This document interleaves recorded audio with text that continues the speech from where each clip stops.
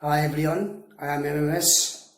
Today I am going to discuss some of the rhetorics, and I will start from apostrophe. What is apostrophe?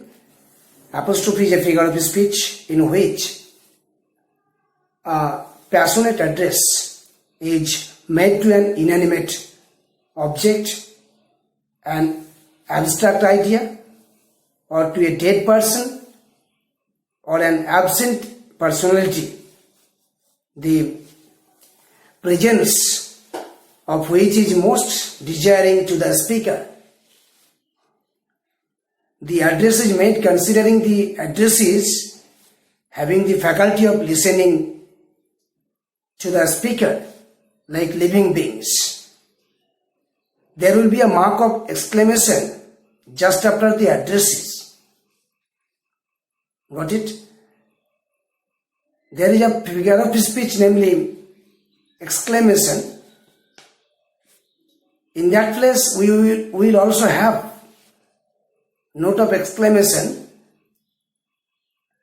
but that note of exclamation will be used at the end of the sentence or at the or after the interjection. But in apostrophe, we will have that note of exclamation just after the addressee, to whom or to which the address is made. Now let's have some example of apostrophe. Oh peace, thou shouldest be with me. Here peace has been addressed passionately. Peace has gone from someone's life and someone is pining for peace. That's why he is asking peace, addressing peace, considering it to be living and breathing entity. Another example is, O judgment, thou art fled to brutish beast. The judgment, proper judgment, has disappeared from this earth. That's why the person is lamenting that the judgment has gone to the beast. This is obviously apostrophe. Another example is, O solitude, where are thy charms? Earlier, solitude had charms, but at present the solitude has lost its charms. Got it? So this is apostrophe. Apostrophe in easy sense, making an address to someone or something or some idea. Got it? Now another rhetoric is hendiadys. What is hendiadys?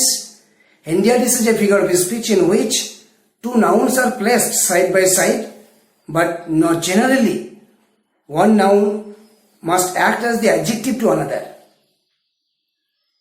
The very use of the two nouns placed side by side will give us the idea that one of them must work as an adjective to another.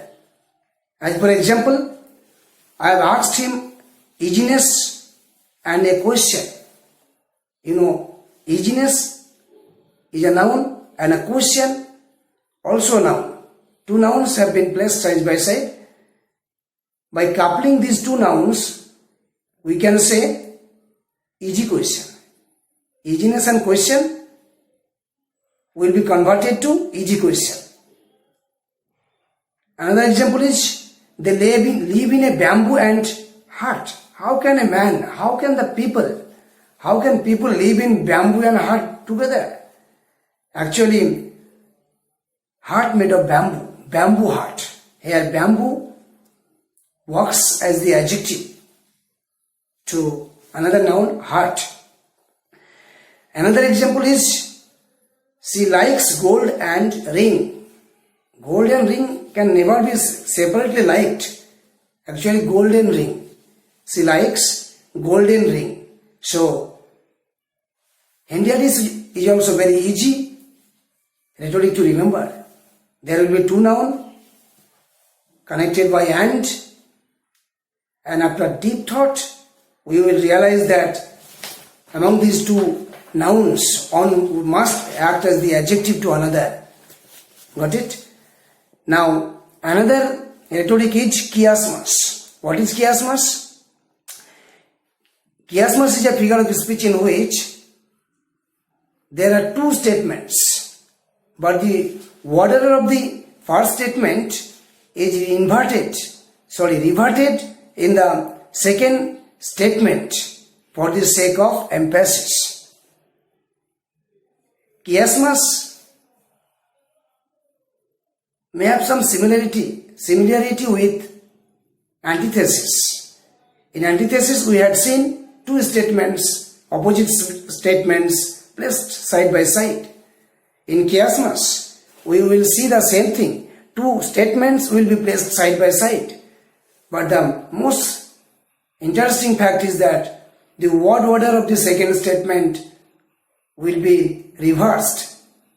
Will be reversed in the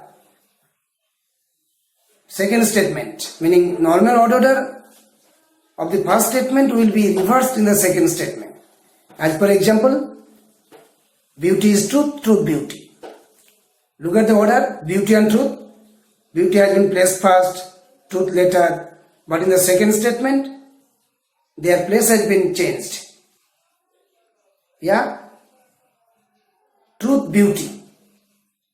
In the first statement, truth was at the end, but in the second statement, truth has come first. Another example is, fair is foul, foul is fair.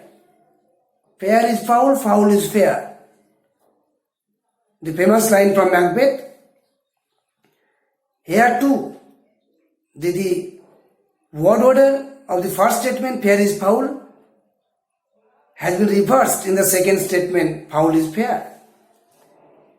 So, chiasmus is also very easy to keep in mind. Another rhetoric is onomatopoeia. What is it? Onomatopoeia is a figure of speech in which the sound echoes the senses. It is the rhetoric related to sound. So, it is very easy. Let's have some examples. The river murmurs. The word murmur signifies sound. The sound of the river flowing. The birds are chirping. The word chirping is onomatopoeia. It is because it indicates sound. The door boomed. The door bloomed. The river rustled. The rustle, bloom, thud, murmur, chirping, creaking. These are slam. These are words which indicate the sound. Naturally, these are onomatopoeia. Next, most significant rhetoric is metonymy. What is metonymy? Metonymy means change of name. What is it? Metonymy is a figure of speech in which one thing is replaced by another thing to which it is not originally or biologically connected, organically or biologically connected. Here, one thing will be replaced by another thing. But we have to consider whether the things, first and second things, are physiognomically related or not, biologically related or not. If we take an example, then it will be clear. What is it? I appeal to the throne. Here, throne refers to king. Actually, we appeal to the king, but we use the word throne. Now, the word throne has replaced the word king. Now, what is the relationship between throne and king? Is there any biological relationship?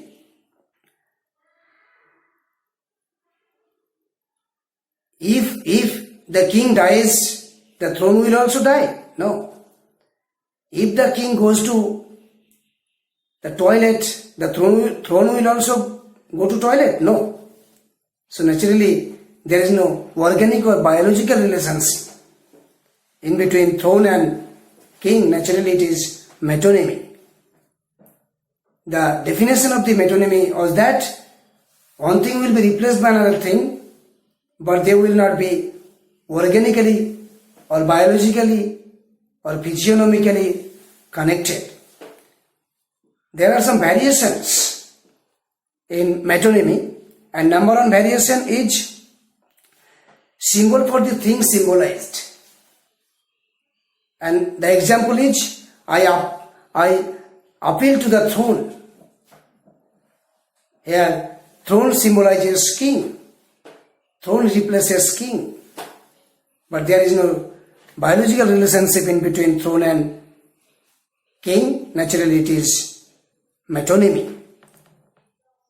Another variation is instrument for the agent. And the example is, pen is mightier than the sword. Pen represents writer and sword represents soldier. Now, pen and soldier, pen and writer and sword and soldier are not biologically connected. The number third variation is container for the thing contained. The village is sleeping. Actually, village refers to villagers. Village and villagers are not organically connected, biologically connected. If the villagers are injured,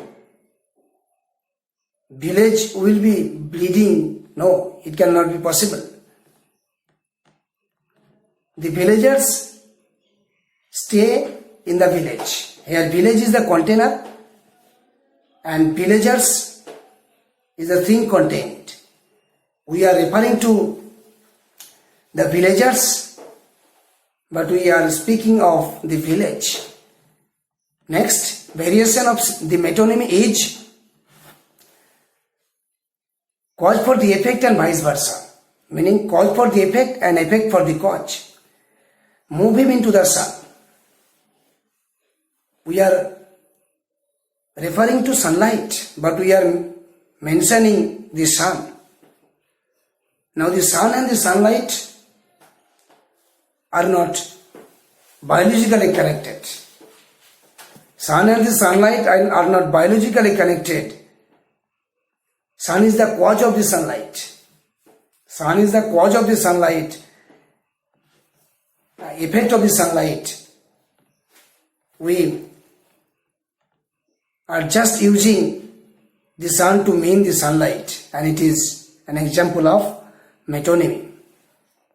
Another example is grey hairs should be respected. Grey hairs effect for the cause. Effect for the cause. Grey hairs meaning old people. People of old age, their hairs are normally grey due to age and they should be respected. Here grey hair is the effect and the old age is the cause. So these are the variations of metonymy. Another variation of the metonymy is makers for the work. I have read Shakespeare. Actually, I have not read Shakespeare. I have read books written by Shakespeare.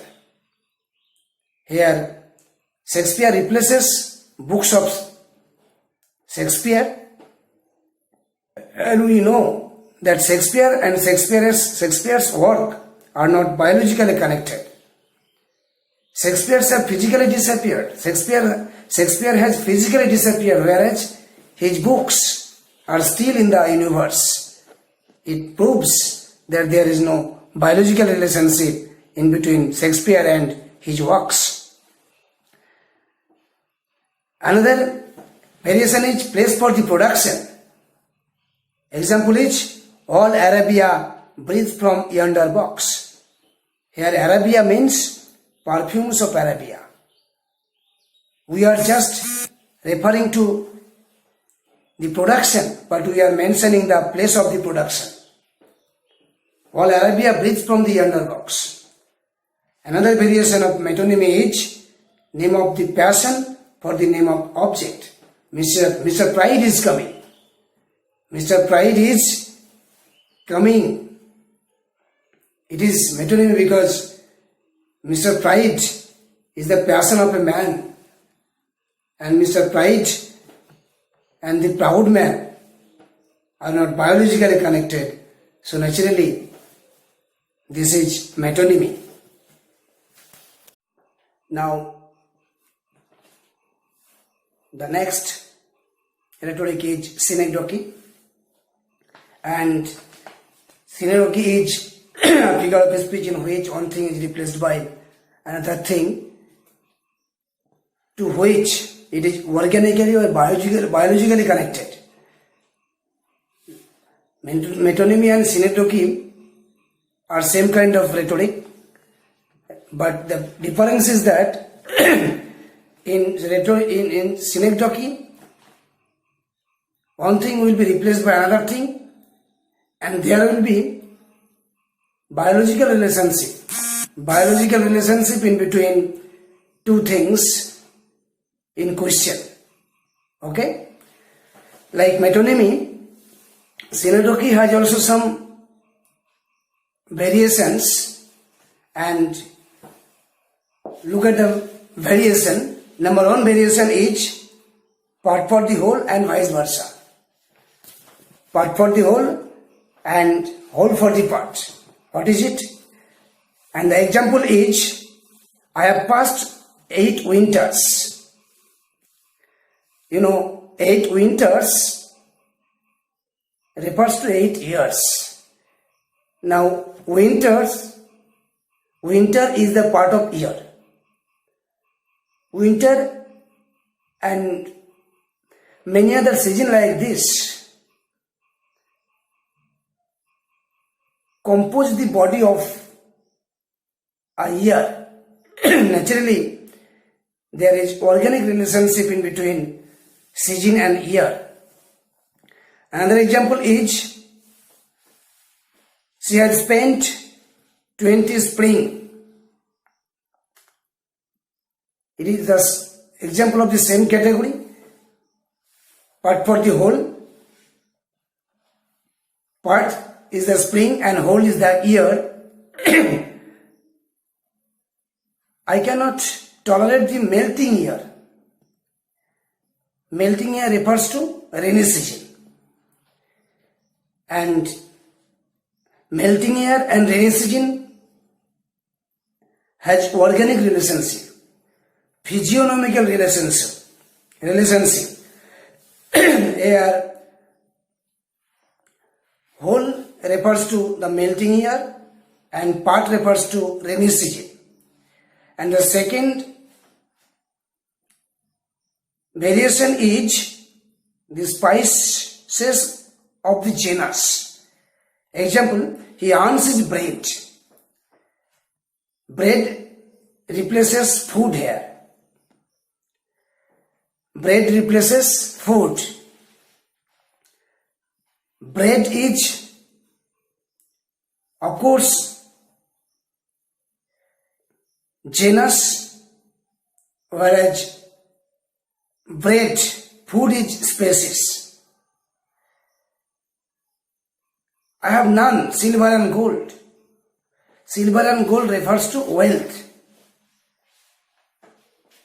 And genus for the species, another variation is, I have brought a pretty creature. Pretty creature refers to lamb. Lamb is species, whereas pretty creature is genus. Another example is material for the thing made. Material for the thing made And the example is, the prisoner was bound in iron. Here iron replaces iron chain. And we know iron and iron chain have organic relationship. So this is an example of synecdoche. Another variation is an individual for the class. An individual for the class, and the example is, some mute inglorious Milton here may rest. Here Milton replaces great poets. Great poets is the class of the poet. Here Milton is individual. Here individual is used in place of class. Another variation is abstract for the concrete. And the example is, beauty is coming. Beauty means beautiful lady, beautiful girl. Beauty replaces beautiful lady, meaning beauty abstract noun replaces concrete noun beautiful lady or beautiful girl. So this is another example of synecdoche. And concrete for the abstract is another variation of synecdoche. And example is, control the beast in you. Beast refers to beastly qualities. Beast refers to beastly qualities in us. Here beast concrete, and it refers to beastly qualities, meaning abstract thing. So these are the variations of synecdoche, and we have so many examples of synecdoche. Another rhetoric is Pan, and the another name of Pan is Paronomasia. Paronomasia, and it is nothing but a figure of speech in which there is duplicity of sense under the unity of sound. Meaning, a specific sound carries double meaning. It is for provoking laughter. As for example, sir, I am a cobbler. Now the word cobbler bear two meanings. Number one, clumsy worker, one who cannot work systematically. And number two meaning is repairer of shoes. Got it? The word cobbler carries double meaning. Another example is, I am following your feet. The word feet carries pan. What is the pan in the word feet? Number one meaning part of the leg, and number two meaning poem or verse. I am following someone's feet, meaning either I am following him physically or I am following his poems, meaning I am reading his poems or verse. This is how. Another example, I am a mender of soul. Mender of soul, the word soul carries two meanings. Soul meaning lower part of the shoe, surface of the shoe, lower surface of the shoe, and soul meaning S-O-U-L, Atma, repair of soul. This is how we can give so many examples of Pan or Paronomasia. Paronomasia or Pan refer to same thing. Another rhetoric is litotis. Litotis. What is litotis? It is a figure of speech in which two negative words, no or not, is placed before a word only to express the opposite meaning of the previous word. If we take example, then it will be clear. I don't think I am a fool. Look at don't, negative item, and fool. Don't think I am a fool. Meaning speaker wants to be wise. I am no fool. No fool meaning no has been used before fool only to make the opposite of fool. Wise. Double negative refers to one positive. This is litotes. I am not moneyless. Not moneyless meaning moneyed with money. So this is a case of litotes because the negative form of fool has been used only to mean clever. Now another rhetoric is periphrasis or circumlocution. Periphrasis and circumlocution are same thing. What is it? It is a figure of speech in which an idea or thing is expressed in a roundabout way or indirectly. Roundabout way or indirectly. And the example of periphrasis, sleep that knows no breaking. Obviously, it refers to death. Moving isles of winter, it refers to icebergs. Eyes of heaven is sometime too hot. Eyes of heaven refers to the sun. So, natural object has been meant indirectly. And this is called periphrasis. Another rhetoric is zeugma. Zeugma, here two nouns and one verb are used. How? This definition of zeugma is it consists in the use of the one verb connecting two nouns for which two different verbs were necessary. Got it? And the examples of zeugma are the feast and noon grew high. Here feast and noon are two nouns connected by and only one verb, grew, has been used, whereas two different verbs were necessary. Another example of zeugma is my problem and the tree are increasing. My problem and my tree, two things are increasing. One verb increasing has been used, whereas different verb from different action were necessary.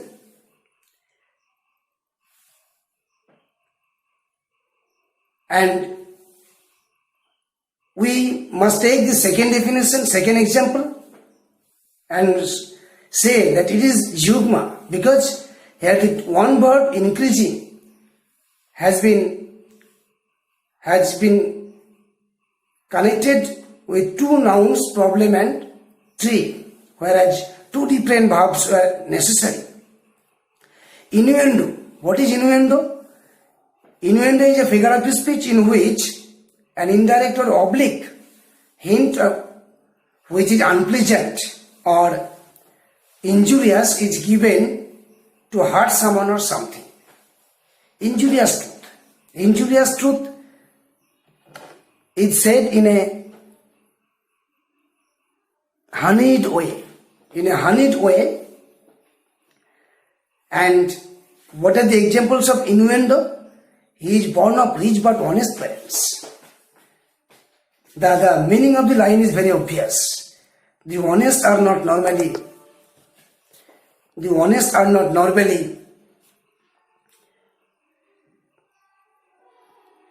rich.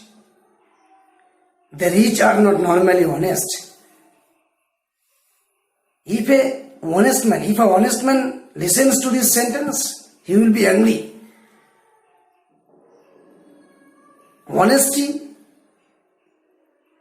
and richness cannot go side by side. This is injurious. This is hitting sentence to the rich man. The cover of the book is very beautiful. It is also an example of innuendo. How? Actually, we are demeaning the meaning of the book. We are undermining the interior portion of the book, where we are just appreciating the covering of the book. We are appreciating the covering of the book, meaning we are abusing of the interior materials of the book.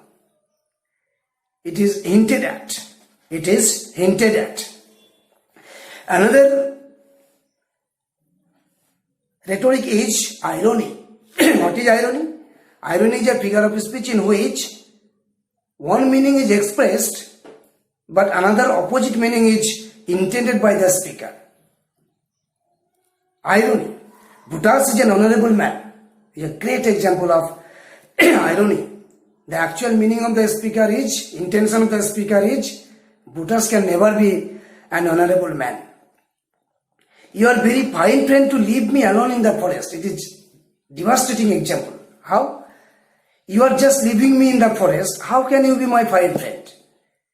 Actually, I am speaking of your being very bad friend, but I am speaking that you are very fine friend to leave me in the danger. Actually, what I am saying, I am meaning just the opposite. And it is irony. The boy attended the class with his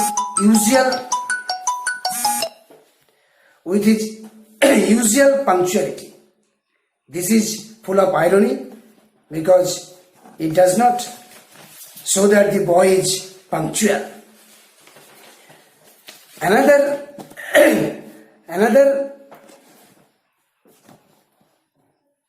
rhetoric is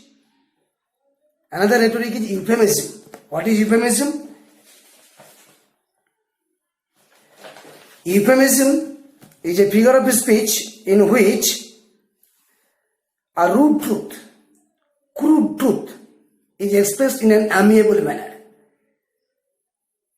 Unbearable truth, intolerable truth, but expressed in very pleasant way. And this is said to be euphemism. He breathes his last. This is the death news of a man. A man has died and the news is given in this way. He breathes his last. It seems that the man has not died, but actually the man has died. The crude, unbearable truth has been spoken in a amiable way, pleasant way. Another example is discord view on the music of his soul, meaning the man has become mad. That the music of his soul has been discordance. What does it mean? It means that man has been mad. Bank had stopped his payment. The payee has been bankrupt.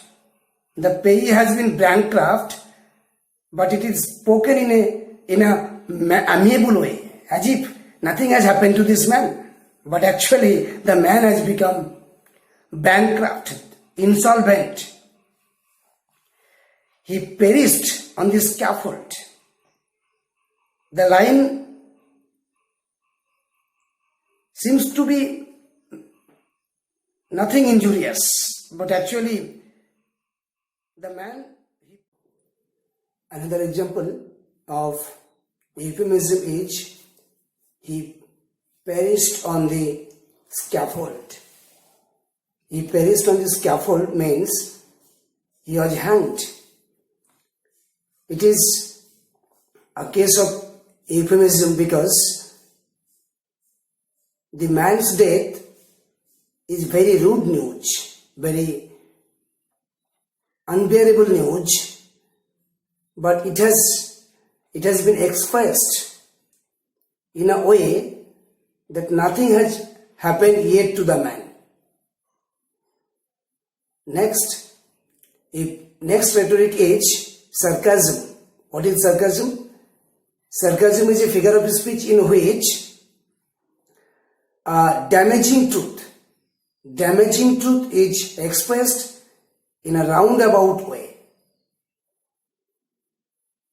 Meaning the damaging truth is not spoken directly. It is spoken in a roundabout way so that it does not give shock to the person referred to. That's why sarcasm. Let's have some examples of sarcasm. And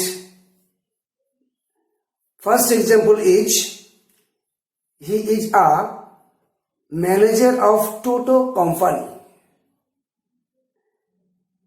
The term Toto company is somewhat derogative in our social context, but the manager of a Toto company refers to the company of the Bhagavant. It is locally used, Toto company. Here we say ill of the man, very ill of the man, yet our words do not appear to be so hitting to the man. Yet we say negative of the man. Another example is Mac Flecknoe. Mac Flecknoe is the king of stupid kingdom.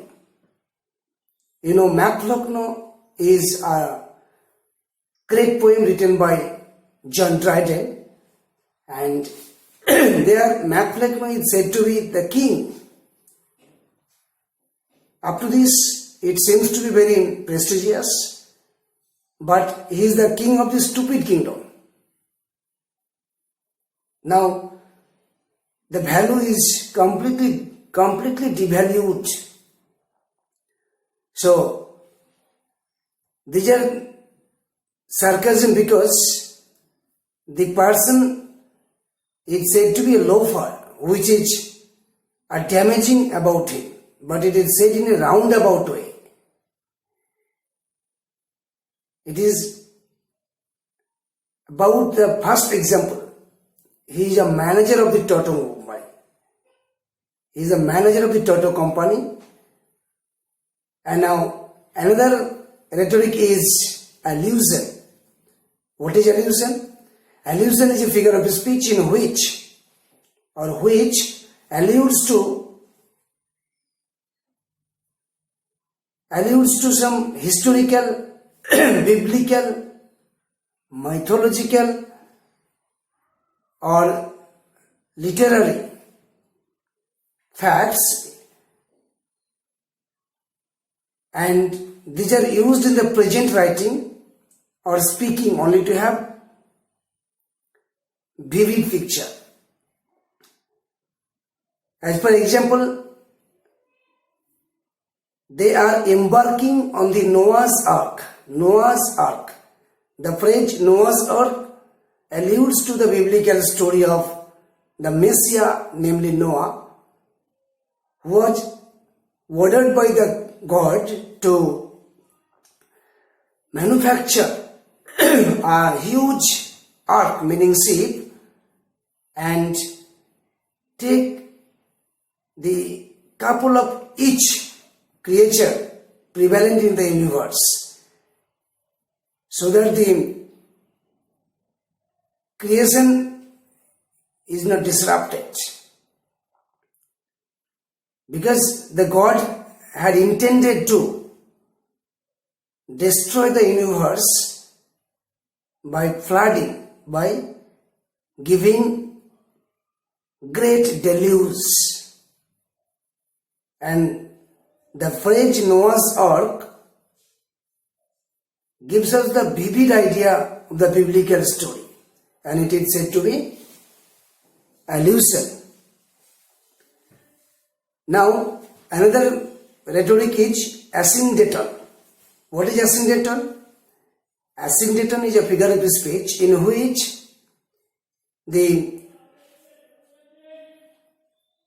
we use so many commas without using any article or preposition or conjunction. As for example, if we say I eat, comma, drink, comma, sleep, comma, or, comma, read, this is a line. Here, at least a conjunction must be used, whereas I have not used this. We have used so many commas without any preposition, without any conjunction, and it is said to be asyndeton. And polysyndeton. What is polysyndeton? Polysyndeton is another rhetoric, and it is a figure of speech in which we use the conjunction and or but repeatedly. As for example, I can say I read and write and walk and sleep and do everything. I have used excessive, better to say repeated, and this is said to be polysyndeton. So, thank you very much.